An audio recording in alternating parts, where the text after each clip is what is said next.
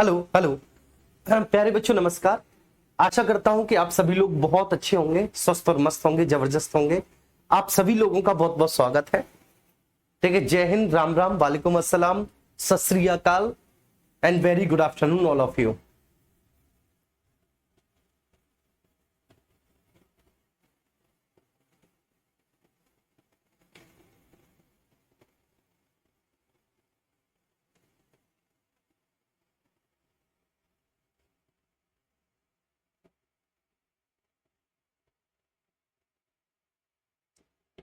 चलिए आ जाओ भाई सब लोग। ठीक है, सभी का बहुत बहुत स्वागत है।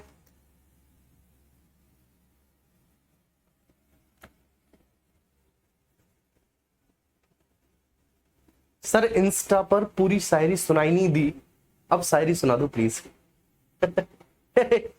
पढ़ लो भाई, ठीक है ना। पढ़ लो, पहले पढ़ो उसके बाद फिर शायरी, ठीक है। चल आ जाओ फटाफट से यहां पर। ठीक है सभी लोग, ठीक है, आप सभी का बहुत बहुत स्वागत है। शोला दुबे हैं, नरेंद्र देव हैं, ठीक है, सबका बहुत बहुत स्वागत है। आप जितने भी साथी हैं, ठीक है, आज आप ये मान के चलिए कि पॉलिटी का एक दूसरा अध्याय प्रारंभ होने जा रहा है, जिसको आप शासन या राज व्यवस्था कहते हैं। तो इसलिए आज से, ठीक है, आपकी जो क्लासेस होंगी ना, ये तो आपने एक बेसिकली पॉलिटी का एक ऐसा भाग पढ़ा, ठीक है, जिसमें विशुद्ध रूप से संविधान था, है ना जी।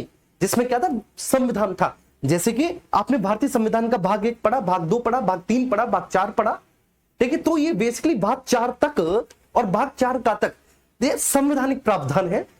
और अब जो हम पढ़ने जा रहे हैं वो हम अपनी शासन व्यवस्था के बारे में अच्छे से एक्सप्लोर करने जा रहे हैं। और सबसे ज्यादा जो प्रॉब्लम स्टूडेंट्स को होती है ना, वो यहीं से होती है, जहां से ये मैं आज आपकी क्लास स्टार्ट कर रहा हूं, यहां से एक्चुअली प्रॉब्लम होती है, ठीक है। तो इसलिए मेरी आप सबसे रिक्वेस्ट है कि अब यहां से एक भी क्लास आप बिल्कुल मत छोड़िएगा। और देखिए क्लासेस को देखो, मैंने अभी तक नहीं बोला आपसे, लेकिन अब यहां से ये जो क्लास हो रही है ना, इनको आप लाइव ही लीजिएगा। 2 से 3 बजे का समय आप अपने लिए बिल्कुल रिजर्व कर लीजिए कि हर एक क्लास को अब आपको लाइव लेना है, हर एक क्लास को लाइव लेना है, ठीक है जी।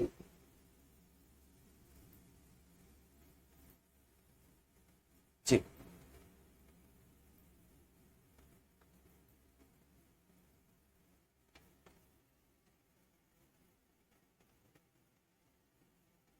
ठीक है। और हाँ, मैं उन बच्चों से कहना चाहूंगा विशेषकर जिनकी क्लासेस छूट गई हैं, ठीक है, तो जो पुरानी क्लासेस आपकी छूट गई हैं, आप बिल्कुल परेशान मत कीजिए होइए।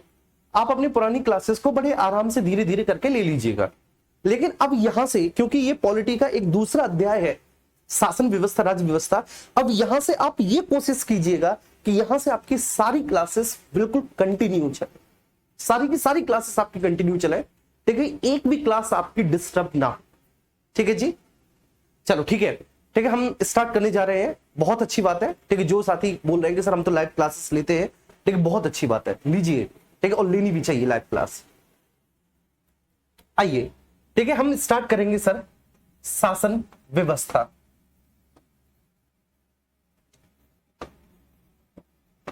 शासन व्यवस्था, ठीक है। और मैंने आपको, ठीक है, पूर्व में बताया है कि सर ये जो शासन होता है ना, ठीक है, शासन के 3 अंग होते हैं। शासन 3 अंगों से मिलकर बनता है, ठीक है। और उसमें सबसे पहला अंग आपका विधायिका, दूसरा कार्यपालिका, तीसरा न्यायपालिका।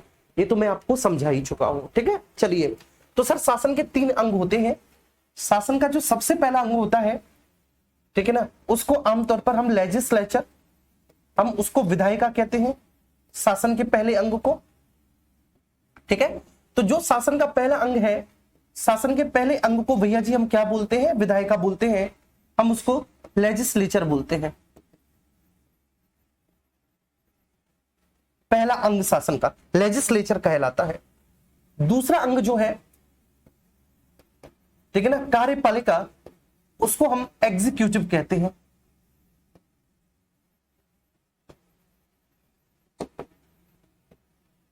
एग्जीक्यूटिव कहते हैं। और जो तीसरा अंग होता है भैया जी, इसको हम न्यायपालिका मतलब जुडिशरी कहते हैं।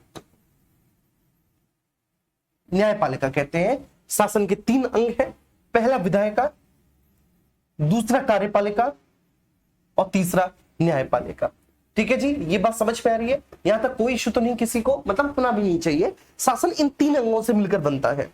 हम पहले भी पढ़ा चुके हैं कि सर शासन के ये 3 अंग हैं और यही तीनों अंग मिलकर, ठीक है, पूरी शासन व्यवस्था को संचालित करते हैं। अब इसमें से जो सबसे पहला अंग है लेजिस्लेचर, ये लेजिस्लेचर जो है ये कानूनों का निर्माण करने वाली संस्था है। ठीक है, तो जो लेजिस्लेचर है ये भैया ये क्या है? ये सर कानूनों का निर्माण करने वाली संस्था है, ये वाली संस्था। तो सर इस वाली संस्था का काम होता है कि ये कानूनों का निर्माण करने वाली संस्था है, करने वाली संस्था।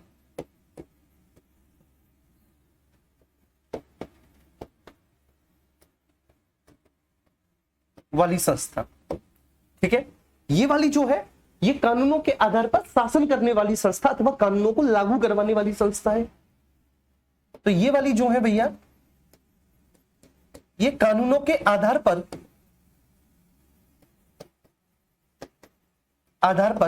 शासन करने वाली संस्था है।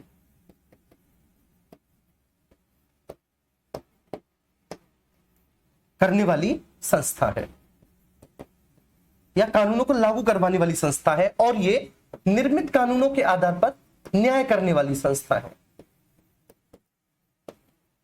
कानूनों के आधार पर न्याय करने वाली संस्था है, न्याय करने वाली संस्था।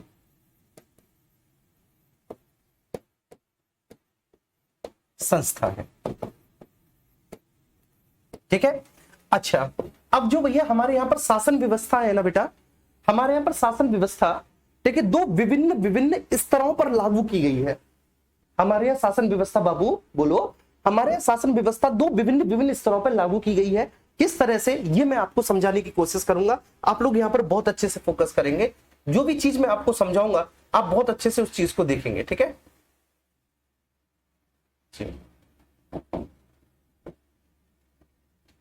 और आज आपको बहुत सारे फंडामेंटल समझ में आएंगे।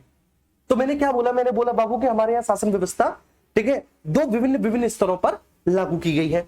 अब वो जो 2 विभिन्न स्तर है, और हाँ ठीक है, आज से आपको ये बोर्ड वाली पीडीएफ भी मिलेगी, ठीक है। जो पुरानी पीडीएफ है, ठीक है, वो तो आपकी हैंड रिटन जा रही है। और हाँ, पीडीएफ से याद आया बच्चों, आप लोग प्लीज ग्रुप में उधम मत मचाना, ठीक है। जो बच्ची पीडीएफ बनाती है वो 2 से 3 दिन, ठीक है, उसका लेखपाल का डीवी है, वो अपना डीवी कराने के लिए गई है, तो 1 से 2-3 दिन लग जाएगा, आपकी पीडीएफ नहीं मिल पाएंगी आपको, ठीक है। तो इसलिए आज से मैं आपको पहले बोर्ड पीडीएफ दूंगा, ठीक है। जब वो बच्ची आ जाएगी तो मैं आगे भी बोर्ड पीडीएफ फिर कंटिन्यू करूंगा, आगे भी कंटिन्यू करूंगा बोर्ड पीडीएफ, ठीक है ना। तो ये बात आपको ध्यान रखनी है बहुत अच्छे से।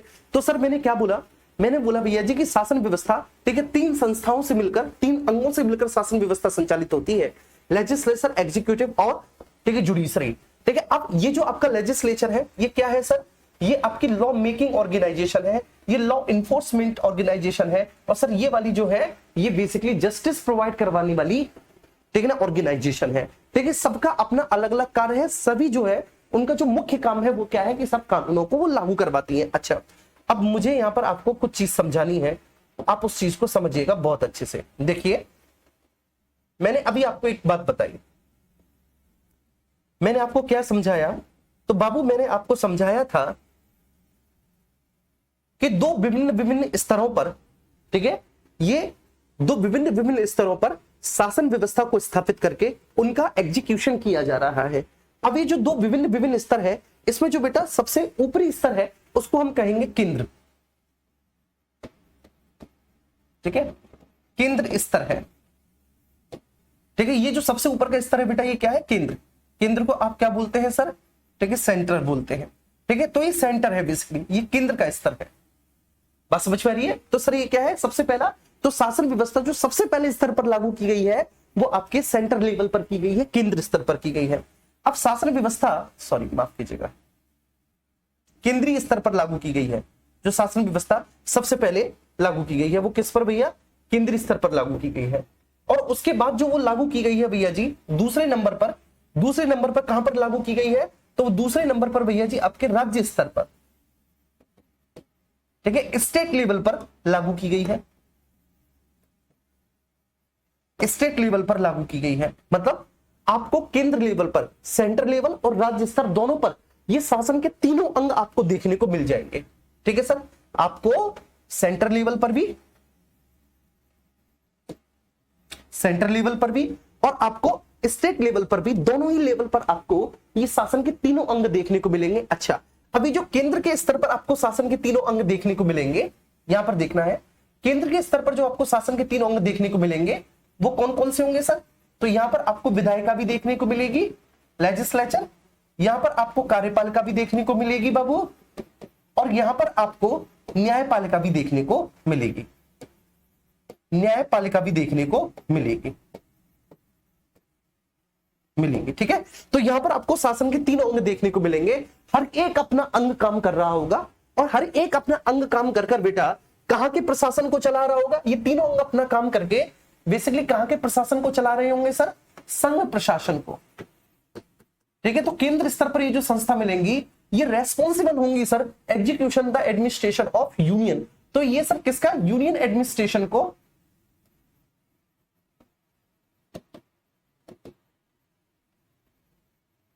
ये यूनियन एडमिनिस्ट्रेशन को एग्जीक्यूट कर रही होंगी, यूनियन एडमिनिस्ट्रेशन को चला रही होंगी, संघ प्रशासन को चला रही होंगी। अब हम आते हैं राज्य के स्तर पर। ठीक है, तो राज्य के स्तर पर भी हमको संस्थाएं देखने को मिलेंगी। अब राज्य के स्तर पर ये जो संस्थाएं होंगी इनका भी काम यही होगा भैया जी, क्या कि राज्य के शासन को चलाना। लेकिन राज्य के स्तर पर हमको केवल दो ही संस्थाएं देखने को मिलेंगी, एक तो राज्य की विधायिका और दूसरी बाबू राज्य की कार्यपालिका। ठीक है, केवल दो ही संस्था देखने को मिलेंगी, एक तो हमको देखने को मिलेंगी एग्जीक्यूटिव,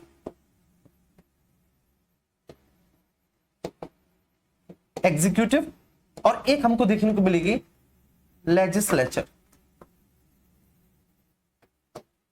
ठीक है, और सर यहां पर हमको ये जुडिशरी हो गई। ठीक है, ये एग्जीक्यूटिव हो गई, और ये आपकी भैया जी क्या हो गई? लेजिस्लेचर होगी। आप इंग्लिश में भी लिख लेंगे, हालांकि आप जानते हैं तो इसकी कोई जरूरत नहीं है, लेकिन फिर भी ठीक है मैं लिख देता हूं, ये एग्जीक्यूटिव हो गई। ठीक है, एग्जीक्यूटिव हो गई।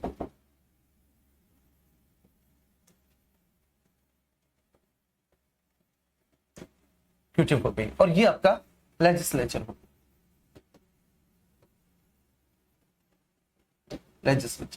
ये लेजिस्लेचर हो गई, ये आपकी एग्जीक्यूटिव हो गई, ये आपकी जुडिशरी हो गई। ठीक है जी, ये बात समझ में आई आपको बहुत अच्छे से। इसके बाद ये आपकी लेजिस्लेचर हो गई विधायिका, ये आपकी कार्यपालिका एग्जीक्यूटिव हो गई। तो सबसे बड़ी बात जो मैंने आपको समझाई, the moral of the story, तो केंद्र के स्तर पर ये तीन संस्थाएं हैं। अब केंद्र के स्तर पर ये जो तीन संस्थाएं हैं ना बाबू, विधायिका, कार्यपालिका, न्यायपालिका, ये संघ के प्रशासन को चला रही है। केंद्र के स्तर पर ये तीन संस्थाएं संघीय प्रशासन को, यूनियन एडमिनिस्ट्रेशन को एग्जीक्यूट कर रही हैं, ठीक है, संघीय प्रशासन को चला रही हैं। राज्य के स्तर पर ये केवल दो ही संस्थाएं हैं, ठीक है, दो ही संस्थाएं। ये क्या कर रही हैं सर? ये प्रांतों के प्रशासन को चला रही हैं, ये प्रांतीय प्रशासन को संचालित करती हैं, प्रोविंसेस एडमिनिस्ट्रेशन को।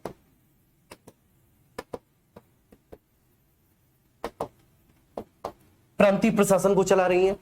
और फिर उसके बाद जो सबसे निचला स्तर है, सबसे निचला स्तर, वहां पर है आपकी स्थानीय संस्थाएं, लोकल अथॉरिटीज, स्थानीय संस्थाएं। तो यहां पर आपकी स्थानीय संस्थाएं आपको देखने को मिलेंगी।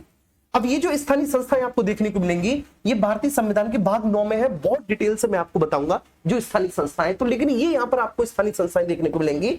अब बाबू ये जो स्थानीय संस्थाएं हैं ना, ये जो स्थानीय संस्थाएं हैं, ये स्थानीय संस्थाएं आपके जिला स्तर पर है, जिला स्तर पर है, जिसको आप जिला पंचायत कहेंगे, जिला पंचायत कहेंगे। ठीक है जी, क्या कहेंगे इसको आप? जिला पंचायत कहेंगे। ये आपकी ब्लॉक स्तर पर है, जिसको आप, ठीक है, ब्लॉक पंचायत कहेंगे, ब्लॉक पंचायत कहेंगे। और ये आपकी, ठीक है, गांव स्तर पर भी है बेटा, ग्राम स्तर पर है, जिनको ग्राम पंचायत कहेंगे। ग्राम पंचायत कहेंगे। उम्मीद करता हूं ये बात आपको बहुत अच्छे से समझ में आ गई होगी। ठीक है, ये क्लियर है। अच्छा, अब ठीक है, हमने अब तक क्या समझा? तो सर इतना समझा कि केंद्रीय स्तर पर संघ के प्रशासन को चलाने के लिए 3 संस्थाएं हैं, राज्य के स्तर पर 2 संस्थाएं हैं। लेकिन सब राज्य में होते तो है हाई कोर्ट, ठीक है, राज्य में भी तो न्यायपालिका होती है। आपका यही तो सवाल होगा, सर होता तो है, राज्य में भी तो न्यायपालिका होती है। बाबू होती है, लेकिन राज्य की वो जो न्यायपालिका होती है वो केंद्र की न्यायपालिका के ही अधीन होती है, मतलब वो सुप्रीम कोर्ट के ही अधीन है। उसके पास अपने स्वयं के कुछ स्वतंत्र अधिकार नहीं है। ठीक है, वो बेसिकली पूरी की पूरी नियंत्रित और निर्देशित होती है केंद्रीय न्यायपालिका के द्वारा, मतलब सुप्रीम कोर्ट के द्वारा। ठीक है, अच्छा, अब स्थानीय संस्थाएं हैं। स्थानीय संस्थाएं सबसे निचले स्तर पर है, और जो सबसे निचला स्तर है मेरे प्यारे भैया, ठीक है, उसको हम क्या कहेंगे? स्थानीय संस्थाएं। ठीक है, जिसमें जिला स्तर, ब्लॉक स्तर और ग्राम स्तर होगा।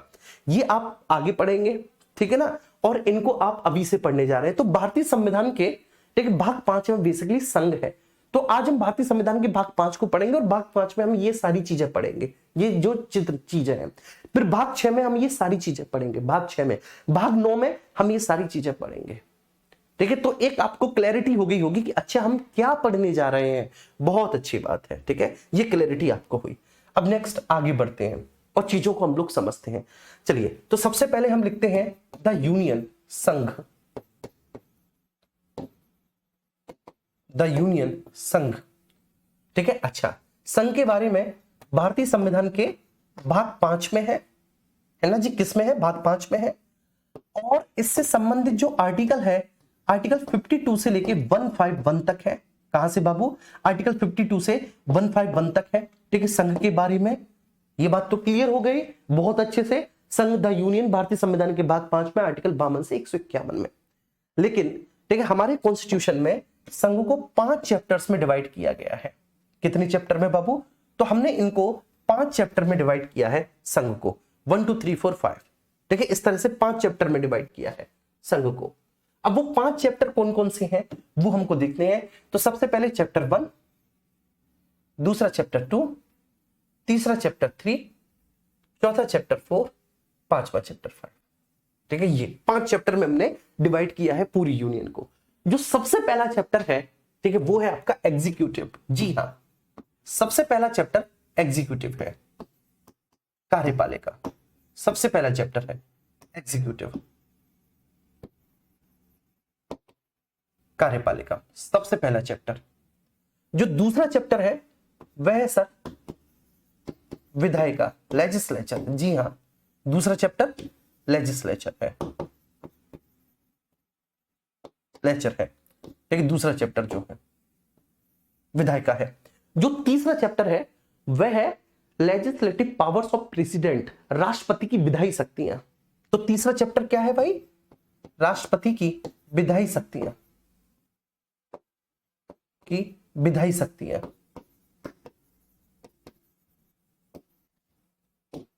शक्तियां। ठीक है, तीसरा चैप्टर लिख लेंगे, legislative powers of president, legislative powers of president, president, राष्ट्रपति की विधायी शक्तियां। ठीक है, इसके बाद जो अगला चैप्टर है आपका वो है सुप्रीम कोर्ट, सर्वोच्च न्यायालय।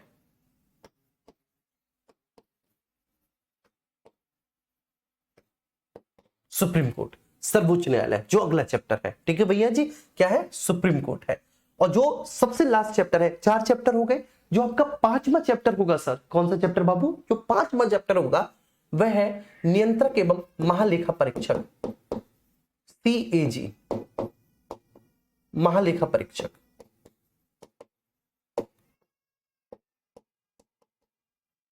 परीक्षक, ठीक है, CAG, नियंत्रक एवं महालेखा परीक्षक। तो सर ये बात आपको बहुत अच्छे से ध्यान रखनी है मेरे सभी साथियों को कि संघ द यूनियन, ठीक है, भाग 5 में है, आर्टिकल 52 से 151 में है। 5 ठीक है चैप्टर्स में हमने इसको डिवाइड किया है। हम लिख सकते हैं ना? ठीक है, हम लिख सकते हैं।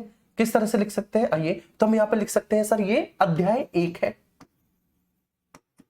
चैप्टर 1 है, ये अध्याय 2 है, अध्याय 2 है, ये जो है ये अध्याय 3 है, 3 है। ये जो है ये अध्याय 4 है, 4 है। ये जो है ये अध्याय 5 है,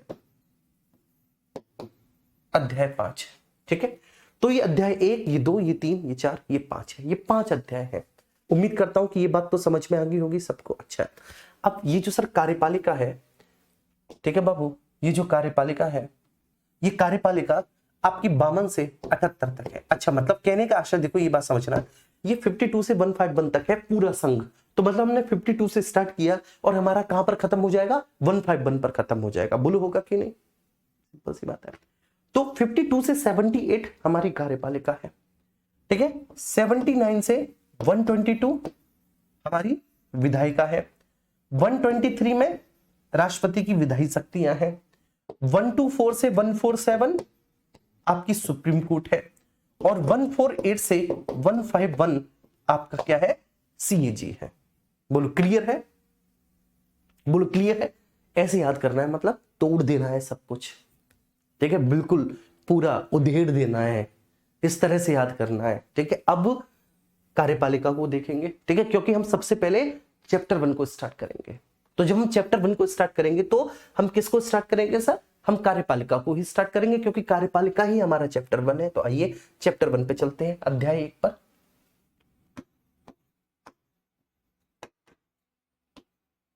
अध्याय 1 चैप्टर 1।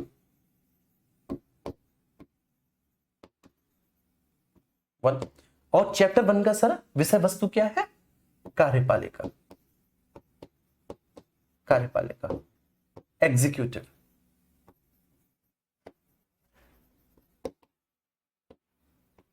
एग्जीक्यूटिव कार्यपालिका। अब सबसे ज्यादा ध्यान देने वाली बात क्या है, मैं आपको समझाता हूं। ठीक है, चैप्टर 1 में कार्यपालिका है। जो यहां पर आपको सबसे ज्यादा फोकस करना है वो इस बात पे कि सर ये जो कार्यपालिका है ना, जो 52 से लेके 78 तक है, 78 तक है भैया। ठीक है, इसके भी अपने भाग हैं। ठीक है, इसके भी अपने भाग हैं। जी हाँ, ठीक है, ऐसा नहीं है कि साहब कार्यपालिका 52 से 78 इसके अंतर्गत कोई भी पार्ट नहीं है। तो इसके भीतर भी आपके सब चैप्टर्स हैं। जी हाँ, इसके भीतर भी आपको क्या मिलेंगे? सब चैप्टर्स मिलेंगे। 1, 2, 3, 4, ठीक है, और 5। इसके अंदर भी आपको ठीक है सब चैप्टर्स मिलेंगे। तो सबसे पहला जो चैप्टर है वो है प्रेसिडेंट एंड वाइस प्रेसिडेंट, राष्ट्रपति एवं उपराष्ट्रपति। जो सबसे पहला चैप्टर है राष्ट्रपति एवं उपराष्ट्रपति। मेरे साथ साथ बोलो बेटा, क्या? राष्ट्रपति एवं उपराष्ट्रपति सबसे पहला चैप्टर है, जो 52 से स्टार्ट होगा। ठीक है, कहां से भैया? 52 से स्टार्ट होगा। और 52 से स्टार्ट हो जाने के बाद ठीक है 53, 54, 55, 56, ठीक है ना, 57, 58, 59, 60, 61, ठीक है, फिर 62, 63, 64, 65, ठीक है ना। तो कुल मिलाकर ये आपका ठीक है। कोई मुझे बताए कि राष्ट्रपति एवं उपराष्ट्रपति वाला कहां तक होगा? चलिए मैं भी आपको देखूं, अभी तक मैं ही केवल बात कर रहा हूं, मैं ही केवल बोल रहा हूं। मुझे पता भी तो चलना चाहिए कि मेरे बच्चों को कितना पता है। एनीवन? कोई भी बताए। ठीक है, शायद हो सकता है कि आप में से तो बेटा पता भी ना हो बहुत सारे लोगों को। ठीक है, ऐसा भी हो सकता है कि बेटा आप में से 1, 2, 3, 4 नहीं 4 आप में से हो सकता है कि बहुत सारे लोगों को पता ही ना हो। मैं बता देता हूं, कोई बात नहीं। राष्ट्रपति एवं उपराष्ट्रपति बेटा 52 से 73 तक है। कहां तक है? 52 से 73 तक राष्ट्रपति उपराष्ट्रपति। इसके बाद आपकी मंत्री परिषद एवं प्रधानमंत्री है। मंत्री परिषद एवं प्रधानमंत्री है, एवं प्रधानमंत्री है। और ये है आपका 74 से 75। फिर आपका महान्यायवादी है, अटॉर्नी जनरल ऑफ इंडिया। ये आपका आर्टिकल 76 में है महान्यायवादी। और उसके बाद है कंडक्ट ऑफ ड्यूटीज, कार्य संचालन। लिखना, कंडक्ट ऑफ ड्यूटीज, कार्य संचालन, जो 77 से 78 तक है। तो 4 पार्ट है इसके भी अपने। ठीक है भैया, इसके भी अपने 4 पार्ट है। सबसे पहला पार्ट है राष्ट्रपति उपराष्ट्रपति 52 से 73। दूसरा पार्ट है 74 से 75 मंत्री परिषद और प्रधानमंत्री। अगला है महान्यायवादी अटॉर्नी जनरल ऑफ इंडिया 76, फिर है कार्य संचालन 77 से 78। उम्मीद करता हूं कि ये बात आपको बहुत अच्छे से समझ में आ गई होगी जी।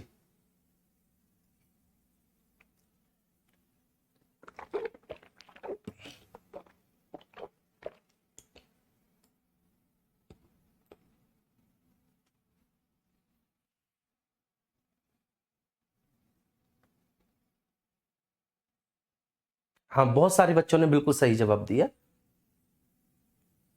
चलिए कोई बात नहीं, ठीक है, जिनका सही था जिनका गलत था कोई दिक्कत नहीं, मैंने आपको बता दिया।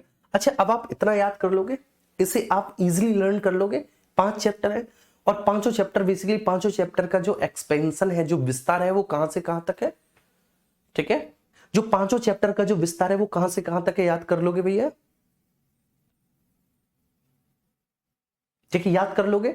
अच्छा, ये याद हो गया आपको कि सर संघ भारतीय संविधान के भाग 5 में है, आर्टिकल 52 से 151 तक, ठीक है। आर्टिकल 52 से 78 कार्यपालिका, 79 से 122 विधायिका, 123 राष्ट्रपति की विधायी शक्तियां, 124 से 147 सुप्रीम कोर्ट, 148 से 151 नियंत्रक एवं महालेखा परीक्षक। अच्छा, अगर मान के चलिए कि हम आर्टिकल 52 से 151 तक एक एक आर्टिकल को बहुत अच्छे से अगर देख लेते हैं, मेरी बात आप समझिए, अगर हम सर आर्टिकल 52 से 151 तक एक एक आर्टिकल को बहुत अच्छे से देख लेते हैं, विस्तार से अगर हम समझ लेते हैं, तो इसका मतलब है कि जब हम भाग 5 खत्म करेंगे तब हमारे 151 आर्टिकल पूरा कंप्लीट हो चुके होंगे। आप ये बात मानते हो कि नहीं, है ना, ये चैलेंज है कि नहीं। अगर मान के चलिए हमने भाग 5 खत्म किया तो आर्टिकल 151 तक हमको याद हो गए होंगे, क्योंकि अभी तक, ठीक है, फ्रॉम द आर्टिकल 1 टू 51, 1 से लेके 51 तक हमको एक एक आर्टिकल याद होगा। चाहे आर्टिकल 1 की बात करें, ठीक है, India that is Bharat shall be a union of state, चाहे हम आर्टिकल 2 की बात करें, है ना, संसद ऐसे निबंधनों एवं शर्तों के साथ जिनको उचित समझे संघ में नए राज्य का प्रवेश या स्थापना कर सकती है, चाहे हम आर्टिकल 3 की बात करें कि संसद विधि द्वारा किसी राज्य में से उसका राज्य क्षेत्र अलग करके 2 या अधिक राज्यों के भागों को मिलाकर किसी राज्य के भाग को किसी दूसरे राज्य के साथ समायोजित करके अथवा किसी भी राज्य का राज्य क्षेत्र घटा सकती है, बढ़ा सकती है, उसके नाम और सीमा में परिवर्तन कर सकती है। और आर्टिकल 4, अगर संसद ऐसा कुछ भी करती है आर्टिकल 2 और 3 के अधीन, तो वो केवल व केवल साधारण बहुमत से किया जा सकता है, उसके लिए संविधान संशोधन विधेयक लाना आवश्यक नहीं है, ठीक है ना। आर्टिकल 5 निवास स्थान के आधार पर भारत की नागरिकता प्रदान करता है, बोलता है कि 26 जनवरी 1950 है उसके बाद, ठीक है, 26 जनवरी 1950 जो भारत के राज्य क्षेत्र में निवास कर रहे थे उनको भारत की नागरिकता प्रदान की जाएगी, ठीक है। तो संविधान के लागू होने के समय जो भारत के राज्य क्षेत्र में निवास कर रहे थे उनको भारत की नागरिकता निवास स्थान के आधार पर आर्टिकल 5। आर्टिकल 6 कहता है कि संविधान के लागू होने के समय या उससे पहले जो पाकिस्तान से भारत आए हैं उनको नागरिकता दी जाएगी। आर्टिकल 7 कहता है कि पहले तो भारत से पाकिस्तान चले गए, अब दोबारा पाकिस्तान से भारत लौट कर आए हैं, उन लोगों के लिए नागरिकता। आर्टिकल 8 कहता है कि भाई भारत के राज्य क्षेत्र के बाहर रह रहे हो, ठीक है, लेकिन वह भारतीय मूल के हो तो उनको नागरिकता कैसे मिलेगी। फिर आर्टिकल 9 बोलता है कि अगर आपने किसी दूसरे देश की नागरिकता ग्रहण कर ली तो भारत की नागरिकता स्वतः समाप्त हो जाएगी। आर्टिकल 10 कहता है अगर किसी भी व्यक्ति को भारत की नागरिकता देनी है अथवा उससे वंचित करना है तो ऐसा केवल व केवल संसद के द्वारा बनाई गई विधियों के आधार पर ही होगा। फिर उसके बाद आपका आर्टिकल 11 कहता है, बोलता है कि भाई नागरिकता के संबंध में कानून बनाना और उनमें संशोधन करने की शक्ति केवल संसद के पास है और किसी के पास नहीं। फिर आर्टिकल 12 से मौलिक अधिकार स्टार्ट हो जाते हैं। आर्टिकल 12 में राज्य की परिभाषा है। आर्टिकल 13 में अन्य विधियों से मौलिक अधिकारों की सुरक्षा की गारंटी है। आर्टिकल 14 में विधि के समक्ष क्षमता एवं विधियों का समान संरक्षण है। आर्टिकल 15 में धर्म, मूल, वंश, जाति, लिंग, जन्म स्थान के आधार पर भेदभाव का प्रतिषेध है। आर्टिकल 16 में लोक नियोजन के विषय में अवसर की समानता है। आर्टिकल 17 में अस्पृश्यता का अंत है। आर्टिकल 18 में उपाधियों का अंत है। आर्टिकल 19 में अभिव्यक्ति की स्वतंत्रता सहित 6 अन्य अधिकार है। आर्टिकल 20 में अपराधों एवं दोष सिद्धि के संबंध में संरक्षण है। आर्टिकल 21 में प्राण एवं दैहिक स्वतंत्रता का अधिकार है। आर्टिकल 21A में प्राथमिक शिक्षा का अधिकार है, जिसको हमने 86 में संविधान संशोधन के तहत जोड़ा है कि 6 से 14 वर्ष तक की उम्र को निःशुल्क प्राथमिक शिक्षा का अधिकार। इसके बाद आर्टिकल 22 जो है उसमें कुछ दशाओं में गिरफ्तारी और निरोध से संरक्षण है। आर्टिकल 23 में मानव का दुर्व्यापार, बेकार और बलाश्रम का प्रतिषेध है। आर्टिकल 24 जो है उसमें कारखानों आदि में बच्चों के नियोजन का प्रतिषेध है। आर्टिकल 25 में अंतःकरण की स्वतंत्रता है, किसी भी धर्म को मानने ना मानने, आचरण करने और प्रचार प्रसार करने की स्वतंत्रता है। ठीक है, उसके बाद फिर हमारा आता है, ठीक है, कौन सा आर्टिकल सर आपका, ठीक है 26, धार्मिक कार्यों के प्रबंधन की स्वतंत्रता है आर्टिकल 26 में। फिर आर्टिकल 27 आता है। आर्टिकल 27 में क्या है मेरे प्यारे बच्चे, कि किसी भी धर्म की अभिवृद्धि के लिए कर नहीं देने की स्वतंत्रता। फिर आर्टिकल 28 आता है कि भाई कुछ शिक्षण संस्थानों में धार्मिक शिक्षा दी जा सकती है, उसकी स्वतंत्रता। फिर उसके बाद हमारा आर्टिकल 29 आता है। आर्टिकल 29 कहता है कि भैया जिसकी भी अपनी विशेष भाषा, लिपि और संस्कृति है, उस विशेष भाषा, लिपि और संस्कृति को पूरी तरह से बनाए जाने का अधिकार होगा। आर्टिकल 30 आता है, उसमें बोला गया है कि अल्पसंख्यक वर्गों की शिक्षण संस्थानों की स्थापना और प्रशासन करने का अधिकार है। आर्टिकल 31 है ही नहीं, जो कि संपत्ति का अधिकार था, 44 में संविधान संशोधन से हमने हटा दिया उसको। ठीक है ना, अब वह आर्टिकल 300A में आपको देखने को मिलेगा भारतीय संविधान के भाग 12 के अंतर्गत। ठीक है, उसके बाद ठीक है फिर आर्टिकल 32 आता है, जिसमें संवैधानिक उपचारों का अधिकार है। ये स्वयं भी मौलिक अधिकार है और मौलिक अधिकारों को गारंटी भी देता है एक तरह से लागू होने की, जिसमें 5 प्रकार के रिट है: बंदी, प्रत्यक्षीकरण, परमादेश, प्रतिषेध, उत्प्रेषण और अधिकार प्रक्षा। ठीक है भैया जी। फिर आर्टिकल 33 आता है, जो कहता है पुलिस, सुरक्षा बलों, आसूचना संगठनों को, ठीक है, उनके कुछ मौलिक अधिकारों को सीमित किया जा सकता है। फिर आर्टिकल 34 आता है। आर्टिकल 34 कहता है कि अगर सेना विधि लागू है तो उस स्थिति में मौलिक अधिकारों को निलंबित किया जा सकता है, मार्शल लॉ लागू होने की स्थिति में। फिर उसके बाद फिर आपका आर्टिकल 35 आता है। आर्टिकल 35 बोलता है कि अगर किसी भी व्यक्ति ने मौलिक अधिकारों का उल्लंघन किया है तो मौलिक अधिकारों के उल्लंघन की स्थिति में संसद को अधिकार है कि वह, ठीक है, कानून बनाकर दंड निर्धारित करे। फिर आर्टिकल 36 आता है और यहां से भारतीय संविधान का भाग 4 डीपीएसपी शुरू हो जाता है। आर्टिकल 36 में राज्य की परिभाषा है। आर्टिकल 37 में बोला गया है कि डीपीएसपी अपरिवर्तनीय है, उसके बावजूद भी देश के शासन में मूलभूत है। आर्टिकल 38 आता है, आपने WI से याद किया होगा, ठीक है, W मींस वेलफेयर, राज्य लोक कल्याण के अभिवृद्धि के लिए सामाजिक व्यवस्था बनाएगा जिससे आर्थिक, सामाजिक, राजनीतिक न्याय प्राप्त हो सके। I फॉर इनइक्वालिटी, आय, सुविधा और अवसर की असमानता को समाप्त करना। फिर आर्टिकल 39 के 6 पार्ट हैं, ABCDEF। ठीक है, ए वाला जो है उसमें बोला है कि पुरुषों और महिलाओं को आजीविका के पर्याप्त साधनों का अधिकार है। उसके बाद फिर दूसरा है भैया, जिसमें बोला गया है कि अर्थव्यवस्था में धन तथा उत्पादन के संसाधनों के अहितकारी केंद्रीकरण का निषेध। क्या बेटा बोलो, अर्थव्यवस्था में धन तथा उत्पादन के समस्त संसाधनों के अहितकारी केंद्रीकरण का निषेध। फिर तीसरा वाला आता है, ठीक है, उसमें क्या बोला गया है कि उसमें यह बोला गया है कि समाज के जितने भी भौतिक और प्राकृतिक संसाधन है सभी का उचित स्वामित्व वितरण, है ना जी भैया। इसके बाद फिर अगला आता है, जिसमें बोला है पुरुषों और महिलाओं को, ठीक है ना, समान कार्य के लिए समान वेतन दिया जाए। फिर जो नेक्स्ट अगला है उसमें बोला है कि देखो, अगर कोई भी श्रमिक, चाहे महिला हो, चाहे पुरुष हो या बच्चे हो, उनको आयु व शक्ति के आधार पर प्रतिकूल रोजगार में जाने से बचाना। फिर लास्ट वाला जो है उसमें बोला गया है कि बच्चों को विकास के साथ, गरिमा के साथ विकास का अवसर देना और उन्हें प्रत्येक प्रकार के शोषण से बचाना, और ठीक है, गरिमा के साथ उनको विकास का जीवन जीना।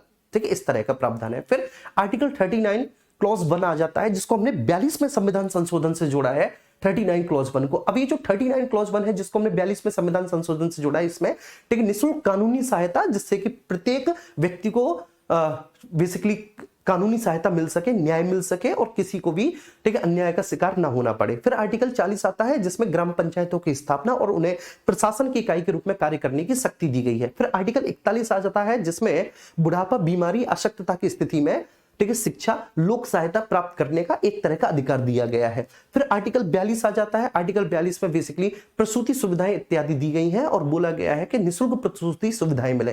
फिर आर्टिकल 43 आ जाता है, ठीक है, और उसके बाद फिर आर्टिकल 44 आता है, जिसमें आर्टिकल 44 में आपको, ठीक है ना, बेसिकली यूनिफॉर्म सिविल कोड को एस्टेब्लिश करने की, लागू करने की बात कही गई है। आर्टिकल 45 आ जाता है। आर्टिकल 45 की विषय वस्तु में 86 में संविधान संशोधन से छेड़खानी की गई है और इसमें यह बोला गया है कि जो 6 वर्ष से कम आयु के बच्चे हैं, ठीक है, उनकी देखभाल राज्य और उनके गार्जियन दोनों करेंगे, उनको शिक्षा देंगे और बेहतर जीवन देंगे। फिर आर्टिकल 46 आ जाता है। 46 में SC ST के, ठीक है, हितों की रक्षा करने की बात कही गई है। आर्टिकल 47 आ जाता है। आर्टिकल 47 में बेसिकली, ठीक है, अपना पोषाहार स्तर बहुत ऊंचा रखने की बात कही गई है, ठीक है, कि बहुत बेहतर पोषाहार स्तर रखो और मादक पदार्थों से दूर रहो। आर्टिकल 48 आ जाता है, जिसमें, ठीक है, प्राकृतिक पर्यावरण के संरक्षण संवर्धन की बात कही गई है। अब इसी में 48 ठीक है आ जाता है, जिसमें गाय और दुधारू पशुओं के रक्षा की बात कही गई है कि गाय और दुधारू पशुओं की रक्षा करनी है, उनको बद से बचाना है और नस्लों में सुधार करना है, ठीक है, पशुपालन को बढ़ाना है। फिर 48 क्लॉज 1 जिसको 42वें संविधान संशोधन से जोड़ा, इसमें प्राकृतिक पर्यावरण के संरक्षण की बात कही गई है। फिर इसके बाद आर्टिकल 49 आ जाता है जिसमें राष्ट्र महत्व के जितने भी स्मारक है उनके संरक्षण संवर्धन की बात कही गई है, राष्ट्रीय स्मारकों के। फिर आर्टिकल 50 आ जाता है जिसमें बोला गया है कि न्यायपालिका को कार्यपालिका से पृथक्करण रखना है। आर्टिकल 51 आ जाता है जिसमें अंतरराष्ट्रीय शांति व सुरक्षा की अभिवृद्धि की बात कही गई है। फिर आपका आ जाता है, ठीक है, आर्टिकल 51 क्लॉज ए। अब पूरा का पूरा जो आर्टिकल 51 है क्लॉज ए, ये हमने 42वें संविधान संशोधन से जोड़ा है। और आर्टिकल 51 क्लॉज ए एक्चुअली भारतीय संविधान के भाग 4 का के अंतर्गत आता है जिसमें मौलिक कर्तव्य आते हैं। अब मौलिक कर्तव्य का जो पहला वाला मौलिक कर्तव्य है वो है भैया संविधान का पालन करें, ठीक है, और हमें हमारे संविधान के जितनी भी आदर्श उद्देश्य, राष्ट्रगान और राष्ट्रीय, ठीक है ना, गीत है उसका हमें सम्मान करना है। तो संविधान का पालन करना है, उसके आदर्शों का, ठीक है, उसके उद्देश्यों का, राष्ट्रगान इत्यादि का हमें सम्मान करना है। फिर दूसरा वाला है मौलिक कर्तव्य। दूसरा मौलिक कर्तव्य कौन सा है कि भाई जिन्होंने हमारे, ठीक है ना, स्वतंत्रता संग्राम को प्रेरित किया है, ऐसे उच्च आदर्शों को हृदय में संजोए रखें, उनका सम्मान करें। फिर तीसरा वाला आ जाता है जिसमें बोला गया है कि देश की संप्रभुता एकता की रक्षा करें और उसको अक्षुण्ण बनाए रखें। फिर डी वाला आ जाता है चौथा, उसमें बोला गया है कि देश की रक्षा करें, पुकारे जाने पर सेवा करें। क्या करें? देश की रक्षा करें, पुकारे जाने पर उसकी सेवा करें। फिर अगला आ जाता है बेटा ई वाला जिसमें बोला गया है समान भ्रातृत्व की भावना का विकास करें, ठीक है, हर एक ऐसी प्रथा का त्याग करें जो महिलाओं के सम्मान के विरुद्ध हो, हर एक उस भेदभाव से दूर रहे जो धर्म, भाषा, प्रदेश के आधार पर या वर्ग के आधार पर होती हो। फिर एफ, ठीक है, अगला वाला आ जाता है जिसमें बोला गया है कि गौरवशाली परंपरा को बनाए रखें, ठीक है, और उस गौरवशाली परंपरा का महत्व समझें, उसका, ठीक है, संरक्षण करें, उसको दोबारा से प्राप्त करने का प्रयास करें, ठीक है। फिर जी आ जाता है, जी में वही बोला गया है कि प्राकृतिक पर्यावरण जिसके अंतर्गत वन, वन्यजीव, झील, नदियां शामिल है, उनका संरक्षण संवर्धन करें। फिर अगला एच वाला आ जाता है मेरे प्यारे बच्चे जिसमें बोला गया है वैज्ञानिक दृष्टिकोण, मानववाद, सुधार की भावना और ज्ञानार्जन का हम विकास करें। उसके बाद आई वाला आ जाता है जिसमें बोला गया है कि भाई हमें हिंसा से दूर रहना है, सार्वजनिक संपत्ति की रक्षा करना है। फिर जे वाला आ जाता है जिसमें बोला गया है कि भाई हम व्यक्तिगत और सामूहिक सभी गतिविधियों के क्षेत्रों में उत्कर्ष की ओर बढ़ने का प्रयास करें। और उसके बाद के वाला आ जाता है, अब इसको 11वां वाला जो है के वाला, इसको हमने 86वें संविधान संशोधन 2002 से जोड़ा है जिसमें बोला है कि 6 से 14 वर्ष तक की उम्र के बच्चों को हमें संरक्षण देना है, बेहतर गाइडेंस देनी है, उनको बेहतर, ठीक है, एक तरह का उनको सुरक्षा और इस तरह की देनी है। चलिए ये बात समझ में आ रही है? तो देख लो मेरे प्यारे बच्चे, आर्टिकल 1 से लेके और आर्टिकल 51 का तक, ठीक है, मैंने सारे आर्टिकल क्लास में आपको बोल के बता दिए, ठीक है। क्लियर हुआ? क्लियर हुआ तो आपको जो थम्स अप, ठीक है, इस इमोजी वगैरह जो भी देने हैं आप दे लीजिए। इसके बाद हम स्टार्ट कर रहे हैं आर्टिकल 52 को।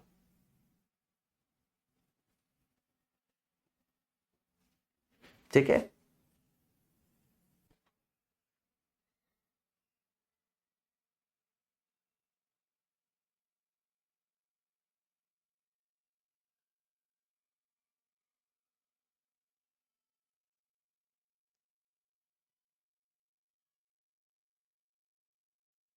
चलिए।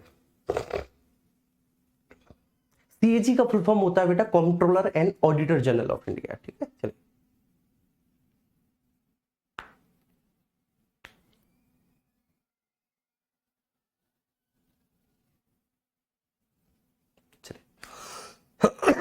ठीक है, बहुत अच्छे, ठीक है। तो आपको याद करना है, और जो आपसे प्रॉमिस की गई थी ना, झूठी नहीं, कि जब तक संविधान खत्म होगा, ठीक है, बस ये मत पूछा करो सर कब खत्म होगा, ठीक है, चिंता ना करो। अभी तो मैं यूट्यूब पर भी लेकर आऊंगा बेटा संविधान की क्लास, और यूट्यूब पर मैं आज घोषणा करता हूं कि आपकी संविधान की क्लास जो मैंने यहां पर पढ़ाया ना, इससे आपको 21-22 नहीं बल्कि 23 मिलेगी यूट्यूब पर, इससे भी 23 मिलेगी।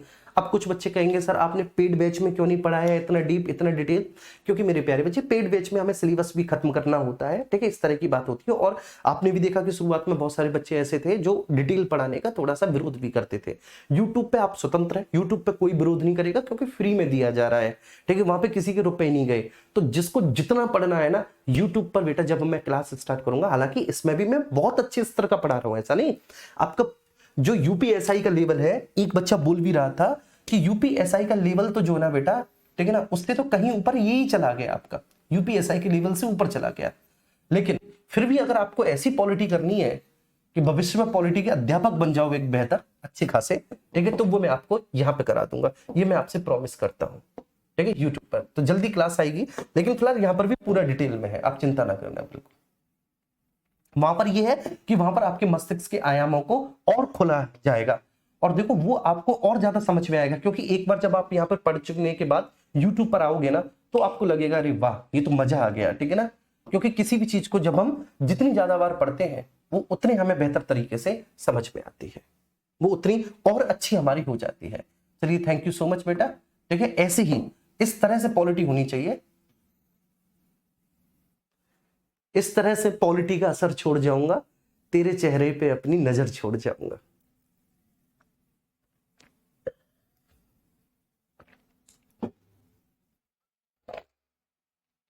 चलिए ठीक है, बहुत अच्छी बात है, बहुत तारीफ हो गई, तुम लोगों ने बहुत तारीफ कर दी। आइए ठीक है, स्टार्ट करते हैं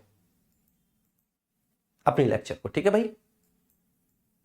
ठीक, सबसे पहले बेटा हम कार्यपालिका से स्टार्ट करेंगे, मतलब भाग 5 के सबसे पहले अध्याय, हम भाग 5 के पहले अध्याय से स्टार्ट करेंगे।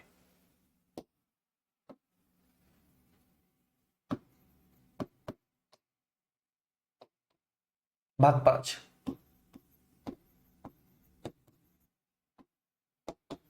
अध्याय 1, ठीक है बेटा। और भाग 5 का जो अध्याय 1 है,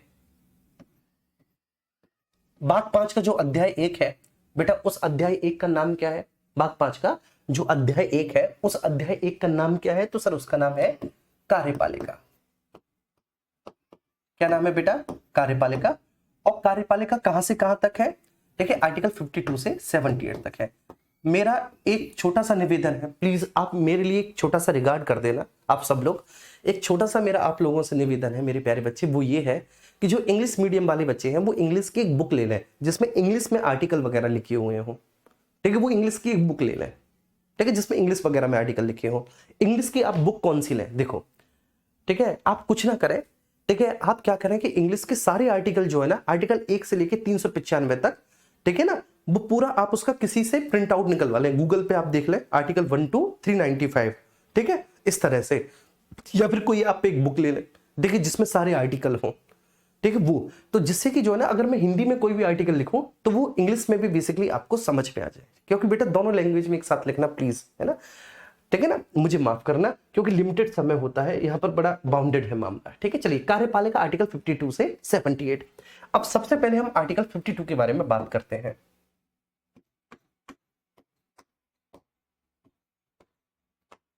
आर्टिकल 52 के बारे में बात करते हैं। आर्टिकल 52 जो है उसमें बोला गया है कि सर भारत का एक राष्ट्रपति होगा, शैल be a president of India, ठीक है। तो इसमें बोला गया सर क्या?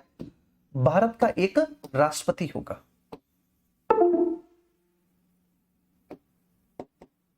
ठीक है बाबू। क्या बोला गया इसमें? कि भाई भारत का एक राष्ट्रपति होगा।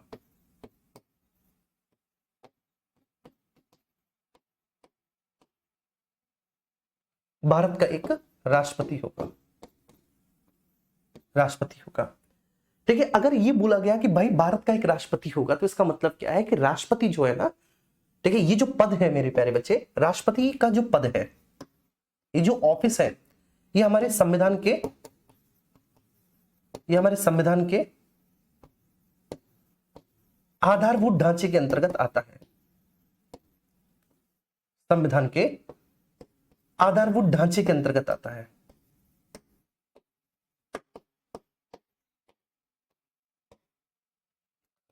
अंतर्गत आता है, ठीक है, ये बात आपको ध्यान रखना है। तो सर ये पद हमारे संविधान के आधारभूत ढांचे के, मतलब बेसिक स्ट्रक्चर के अंतर्गत आता है। और अगर ये बेसिक स्ट्रक्चर के अंतर्गत आता है तो हम किसी भी संविधान संशोधन के माध्यम से इस पद को कभी भी समाप्त नहीं कर सकते। बात समझ में आ रही है? तो भारत का एक राष्ट्रपति होगा। अगर कॉन्स्टिट्यूशन में बोल दिया कि शैल be a president of India, तो भाई भारत का एक राष्ट्रपति होगा ही होगा, उसमें कोई दो राय नहीं है ना। और हम इस पद को कभी भी समाप्त नहीं कर सकते, क्योंकि ये ऑफिस हमारे बेसिक स्ट्रक्चर के अंतर्गत आता है, ठीक है। दूसरा, इस कहानी से हमें और क्या शिक्षा मिलती है कि भारत का एक राष्ट्रपति होगा, तो भारत का अगर एक राष्ट्रपति होगा तो वो हमारा हेड ऑफ स्टेट होगा, राज्याध्यक्ष होगा। क्या होगा बेटा? वो हमारा हेड ऑफ स्टेट होगा, वो हमारा राज्याध्यक्ष होगा। और अगर मेरे प्यारे बाबू वो हमारा हेड ऑफ स्टेट होगा, अगर वो हमारा राज्याध्यक्ष होगा, तो इसका मतलब है कि देश का शासन उसी के नाम से चलाया जाएगा। इसका मतलब क्या है बच्चे? इसका मतलब है कि देश का शासन उसी के नाम से चलाया जाएगा, देश का शासन उसी के नाम से संचालित होगा, उसी के नाम से संचालित होगा।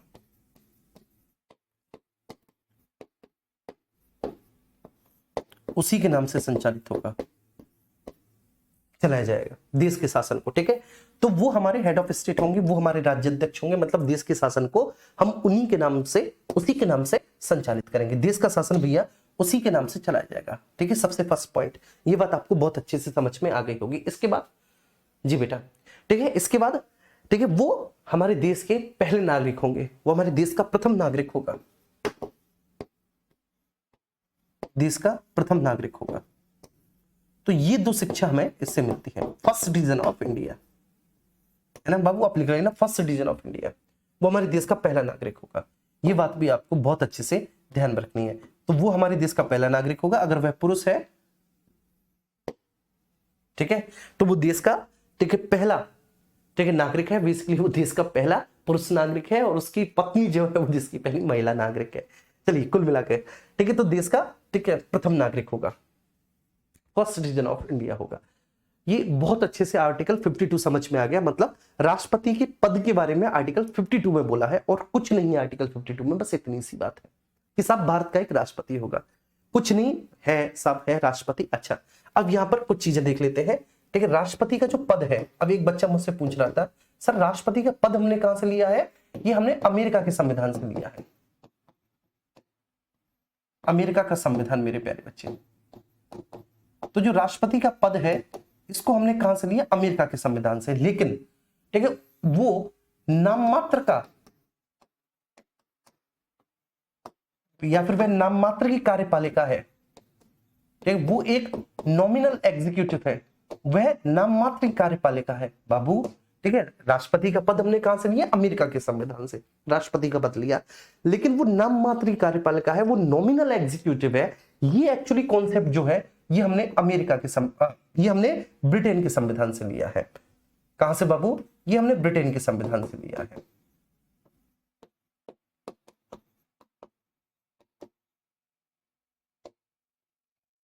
ये हमने ब्रिटेन के संविधान से लिया है। तो उम्मीद करना ये बात आपको बहुत अच्छे से समझ में आ गई होगी। ठीक है, ये बात आपको बहुत अच्छे से समझ में आ गई होगी। तो पद जो है, मैं फिर से बोल रहा हूं बाबू, ठीक है, ये जो पद है, ये जो पद है, ये अमेरिका के संविधान से लिया है। ठीक है, और वह नाम मात्र की कार्यपालिका है, ये हमने ब्रिटिश कॉन्स्टिट्यूशन से लिया है, ब्रिटेन के संविधान से लिया है। पद अमेरिका के संविधान से। तो ऑफिस ऑफ द प्रेसिडेंट, अगर कोई भी आपसे पूछे कि sir office of the president हमने अमेरिका के संविधान से लिया है। अब एक बच्चा ग्रुप में लिख रहा था, पता नहीं क्या, उसने मुझसे मैसेज पूछा था, और वो इस बात से मुझसे बहस कर रहा कि नहीं सर मैंने पढ़ा है कि ब्रिटेन के संविधान से लिया। अरे बाबू नहीं यार, ठीक है, बहस मत किया करो। ठीक है, यहाँ दिमाग में संविधान ही नहीं, इतिहास, भूगोल, art and culture, environment, ecology, सब कुछ भरा हुआ है यहाँ पे। ठीक है, इसलिए ध्यान रखना। चलिए फिर इसके बाद आर्टिकल 53 पे चलते हैं। और वो जो आप बोलते हो ना कि सर आपने ये गलत पढ़ा दिया, बेटा वो कुछ नहीं गलत पढ़ाया आज तक। ठीक है ना, रिकॉर्ड है, लाइव क्लास है। अगर कभी भी आज तक बेटा कहीं पर भी यूट्यूब पे सारी क्लासेस पड़ी हुई हैं, एक सिंगल कोई कॉन्सेप्ट गलत हो गया हो तो बता देना, कभी नहीं हो सकता ऐसा। ठीक है, आपको समझने में दिक्कत ये हुई कि आपने कोई ऐसी किताब पढ़ ली जिसमें सही से उस चीज को एक्सप्लेन नहीं किया गया था। ठीक है, ये ध्यान रखना। चलिए इसके बाद आर्टिकल 53 पर आते हैं। 53 पे, ठीक है, 53 पे आते हैं बेटा।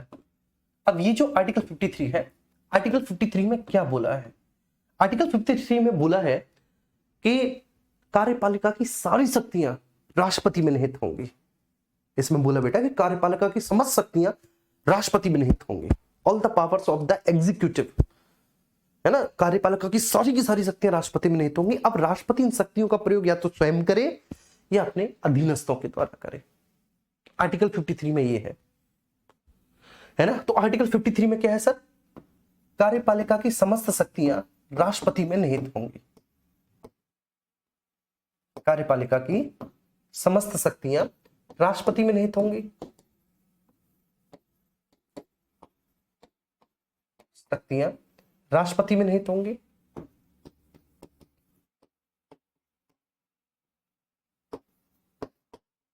राष्ट्रपति में निहित होंगी।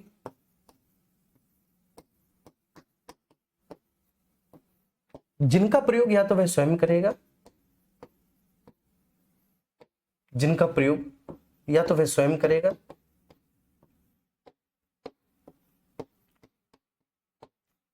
या तो वह स्वयं करेगा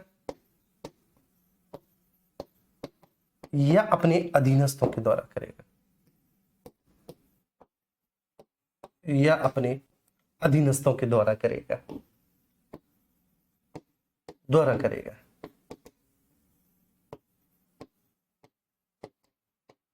द्वारा करेगा। ठीक है बेटा, देखो मैं अपने स्टूडेंट्स को बताता हूं, जब कभी भी आर्टिकल 53 पढ़ाता हूं कि कोई बाहर का व्यक्ति है, कोई विदेशी है और वो हमारे संविधान को पढ़ रहा है, आर्टिकल 53 तक ही वो पहुंचा और आर्टिकल 53 पढ़ने के बाद उसे हार्ट अटैक आया, वो ठीक है ना ऊपर चला गया, वो ईश्वर को प्यारा हो गया। उसकी आत्मा ठीक जब तक इस ब्रह्मांड में घूमेगी वो यही समझती रहेगी कि भारत में the head of the executive, कार्यपालिका का प्रमुख राष्ट्रपति है और ये अथॉरिटी राष्ट्रपति के पास है कि राष्ट्रपति ठीक है कार्यपालिका रिलेटेड पावर्स को या तो खुद प्रयोग करे, कार्यपालिका संबंधी शक्तियों का या तो खुद प्रयोग करे या बेसिकली अपने सबऑर्डिनेट्स, अपने अधीनस्थों के द्वारा करवाए। मतलब आर्टिकल 53 पढ़ के अगर कोई व्यक्ति मान के चलिए आगे संविधान नहीं पढ़ा किसी भी कारण, बस आर्टिकल 53 से आगे संविधान है नहीं हमारा, उसे जो संविधान मिला वो आर्टिकल 53 से आगे नहीं है, जीवन भर वो यही सोचता रहेगा कि वास्तव में कार्यपालिका की सारी शक्तियां राष्ट्रपति के हाथ में है और राष्ट्रपति इन शक्तियों का प्रयोग या तो स्वयं करता है या बेसिकली अपने अधीनस्थों के द्वारा करवाता है। ठीक है, और ये भ्रम उसका तब टूटेगा जब वो आर्टिकल 74 पढ़ेगा, लेकिन आर्टिकल 74 उसने पढ़ा ही नहीं तो अभी तक उसने ये भ्रम पाल रखा है। क्या भ्रम पाल रखा है? उसने ये भ्रम पाल रखा है कि भाई कार्यपालिका की सारी शक्तियां राष्ट्रपति में निहित हैं, राष्ट्रपति इनका प्रयोग या तो स्वयं करे या अपने अधीनस्थों के द्वारा करे। ये भ्रम पाल रखा है उसने। 2 आर्टिकल मैंने आपको बताए, उम्मीद करता हूं ये 2 आर्टिकल समझ में आ गए होंगे आपको, ठीक है, और आपको क्लास में याद हो गए होंगे। ठीक है, इस बात की भी मैं गारंटी लेता हूं और आपको क्लास में याद करना है। फिर आर्टिकल 54 पे आते हैं। आर्टिकल 54 और आर्टिकल 54 में क्या है भाई बाबू? आर्टिकल 54 में क्या है? आर्टिकल 54 में है राष्ट्रपति का निर्वाचक मंडल। क्या है? राष्ट्रपति का निर्वाचक मंडल। निर्वाचक मंडल ठीक है। अब बेसिकली निर्वाचक मंडल को कहेंगे इलेक्टोरल कॉलेज। ठीक है, क्या कहेंगे? Electoral college. तो राष्ट्रपति का जो निर्वाचन होता है ना बाबू, वो एक निर्वाचक मंडल के द्वारा होता है। ठीक है, क्या है सर? एक इलेक्टोरल कॉलेज है,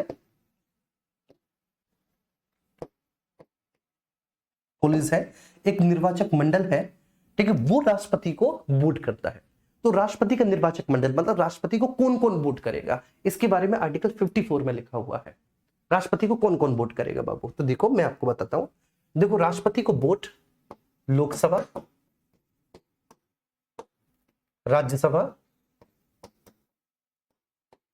राज्यसभा और राज्यों की विधानसभा, राज्य विधानसभा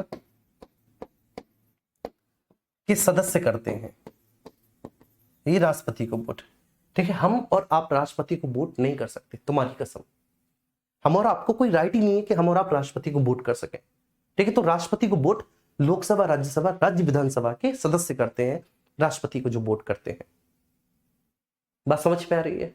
क्लियर है? कोई इशू नहीं? अच्छा, अब लेकिन सर यहाँ पे कंडीशन है कि जो मेंबर्स होते हैं, मेंबर 2 तरह के होते हैं, ये सदस्य 2 तरह के होते हैं। ठीक है, इलेक्टेड भी होते हैं, नॉमिनेटेड भी होते हैं। मतलब सदस्य निर्वाचित भी होते हैं, अधिकांशतः निर्वाचित होते हैं, कुछ मनोनीत होते हैं, कुछ नॉमिनेटेड होते हैं। तो बेटा मनोनीत सदस्य वोट नहीं कर सकते, केवल निर्वाचित कर सकते हैं। ये बात ध्यान रखना है। ठीक है, क्लियर है मेरे प्यारे बच्चे? ये बात ध्यान रखना है, चाहे लोकसभा हो, ठीक है, चाहे राज्यसभा हो, चाहे राज्यों की विधानसभा हो, ठीक है ना, कोई भी हो, केवल व केवल बेटा कौन करेंगे? इलेक्टेड मेंबर्स ही करेंगे, निर्वाचित सदस्य ही वोट करेंगे। ये बात समझ पा रही है? केवल निर्वाचित सदस्य ही वोट करेंगे। लोकसभा के भी केवल व केवल इलेक्टेड मेंबर्स, राज्यसभा के भी केवल व केवल बेटा इलेक्टेड मेंबर्स, और राज्यों की विधानसभाओं के केवल व केवल बेटा कौन, इलेक्टेड मेंबर। केवल निर्वाचित सदस्य ही वोट करेंगे, नॉमिनेटेड सदस्य वोट नहीं कर सकते। अब मजा ये है इसमें, देखिए एक बहुत बेहतरीन कॉन्सेप्ट है इसमें। वो बेहतरीन कॉन्सेप्ट क्या है सर, ठीक है प्लीज मैं यहाँ पर, एक बहुत बेहतरीन कॉन्सेप्ट है। वो बेहतरीन कॉन्सेप्ट क्या है कि सर आपका जो दिल्ली है, ठीक है, जिसको बोला जाता है एनसीटी दिल्ली, एनसीटी दिल्ली, यहां पर भी विधानसभा है, जबकि ये संघ राज्य क्षेत्र है, लेकिन यहां पर विधानसभा है। और सर एक आपकी पुदुचेरी है, यहां पर भी विधानसभा है, ठीक है सर। केवल ये 2 यूटी ऐसे हैं जहां पर विधानसभा है, हालांकि विधानसभा तो जम्मू कश्मीर में भी है, लेकिन अभी उसके लिए चुनाव नहीं हुए, तो वहां पर वो विधानसभा अभी एक्चुअली, ठीक है, गठित नहीं है, लेकिन है वहां पर भी विधानसभा। तो एनसीटी दिल्ली में भी है, पुदुचेरी में भी है, ठीक है, दोनों ही जगह विधानसभा है, दिल्ली और पुदुचेरी दोनों जगह विधानसभा है। तो सर यहाँ के जो विधानसभा के निर्वाचित सदस्य हैं वो भी वोट कर सकते हैं, ये बात ध्यान रखना। तो ठीक है, आपके एनसीटी दिल्ली और आपके पुदुचेरी विधानसभा के निर्वाचित सदस्य भी वोट करेंगे, इनको भी राइट होगा, निर्वाचित सदस्य भी वोट करेंगे, इनको भी राइट होगा, इनको भी राइट होगा, ठीक है। तो कौन कौन वोट करेगा, कौन कौन राष्ट्रपति के निर्वाचक मंडल में है।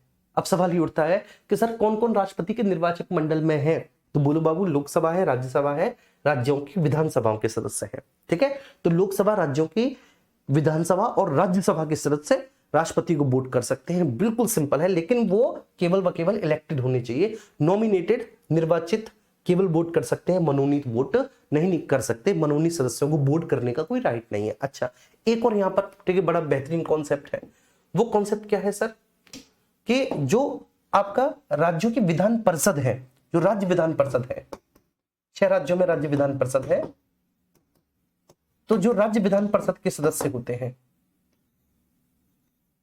जो राज्य विधान परिषद के सदस्य होते हैं, चाहे वो इलेक्टेड हो या नॉमिनेटेड हो, तो राज्य विधान परिषद के जो सदस्य होते हैं, जिनको हम मेंबर ऑफ लेजिस्लेटिव काउंसिल्स कहते हैं, एमएलसी कहते हैं, वह भी राष्ट्रपति के चुनाव में वोट नहीं कर सकते, वोट नहीं कर सकते। अब जब आप मेंस लिखोगे कभी भी आगे चल के, भगवान की कृपा से बेटा पीसीएस वगैरह दोगे, यूपीएससी वगैरह दोगे, आपका यूपीएसआई में हो गया, ठीक है, तो वहां पे एक प्रश्न बड़ा पूछा जाता था कि भाई राज्य विधान परिषद के जो सदस्य होते हैं, ठीक है, एमएलसी, वो तो निर्वाचित है, ठीक है, कुछ सदस्य निर्वाचित है, कुछ मनोनीत है।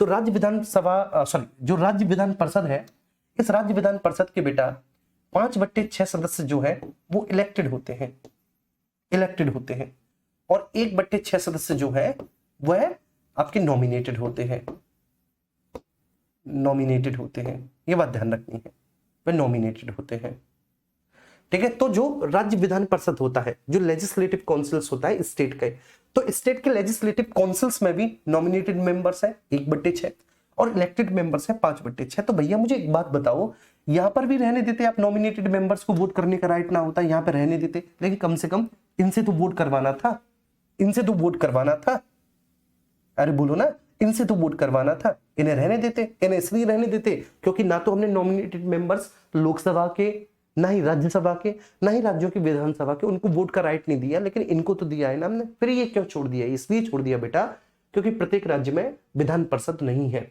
और राष्ट्रपति के चुनाव में बोला गया है, ठीक है, कि राष्ट्रपति के चुनाव में हमें एक चीज फॉलो करनी है कि सभी राज्यों के मामले में, ठीक है, इक्वल रिप्रेजेंटेशन हो, ठीक है, ये बात इंश्योर करनी है कि सभी राज्यों को इक्वल रिप्रेजेंटेशन मिले राष्ट्रपति के चुनाव में, किसी को ज्यादा किसी को कम ना मिले, इक्वल रिप्रेजेंटेशन हो। तो इक्वल रिप्रेजेंटेशन की शर्त को फॉलो करते हुए, क्योंकि केवल 6 ही राज्य ऐसे हैं जहां पर विधान परिषद है, केवल 6 ही राज्य, और बाकी के जो बेचारे हैं 22, उनका क्या होगा भाई, उनके लिए तो ये अनइक्वल रिप्रेजेंटेशन हो गया। अब भाई उनके यहाँ विधान परिषद नहीं है, तो उनके यहाँ अगर विधान परिषद नहीं है तो उनको तो राष्ट्रपति के चुनाव में वोट करने के एक तरह से अगर हम बात करें तो कम राइट मिले, और जहां पर विधान परिषद है जिन राज्यों में, उनको ज्यादा राइट मिले, तो इसलिए विधान परिषद के सदस्य वोट नहीं करते।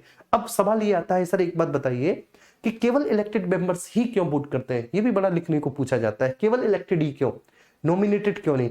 क्योंकि मेरे प्यारे बच्चे, जो राज्यसभा में नॉमिनेटेड 12 हैं, जो साहित्य कला विज्ञान समाज सेवा से आते हैं, वो राष्ट्रपति के द्वारा ही नॉमिनेट किए जाते हैं।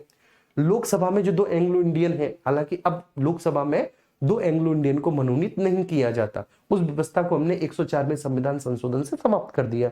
ठीक है, तो जो लोकसभा में सब दो एंग्लो इंडियन नॉमिनेटेड होते थे वो भी राष्ट्रपति के द्वारा किए जाते थे।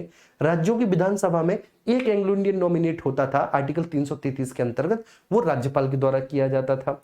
तो कुल मिलाकर अगर मान के चलिए नॉमिनेटेड मेंबर्स को भी अगर वोट डालने का अधिकार होता तो ये नॉमिनेटेड मेंबर्स कहीं ना कहीं डायरेक्टली इनडायरेक्टली राष्ट्रपति के द्वारा ही नॉमिनेट है, तो वह ठीक है राष्ट्रपति के चुनाव में फेवर कर सकते थे। तो इसलिए फेवरिज्म ना हो, हमने नॉमिनेटेड मेंबर्स को वोट का राइट नहीं दिया, केवल इलेक्टेड मेंबर्स को दिया।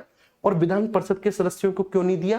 क्योंकि भाई सभी राज्यों में विधान परिषद नहीं है, केवल 6 ही राज्यों में है। उम्मीद करता हूं ये बात समझ में आई होगी। तो आप बहुत प्यारा सा थम्स अप मुझे देंगे, सभी लोग देंगे। आर्टिकल 54 तक आज हमने समझ ली, 52 समझा, 53 समझा, 54 समझा, और पुराना जितना भी है ना रिवीजन कर लो अच्छे से, आपके पास समय है। और ये जो यात्रा है ना आज जो आपकी स्टार्ट हुई है, ये बड़ी खूबसूरत यात्रा है, ध्यान रखना।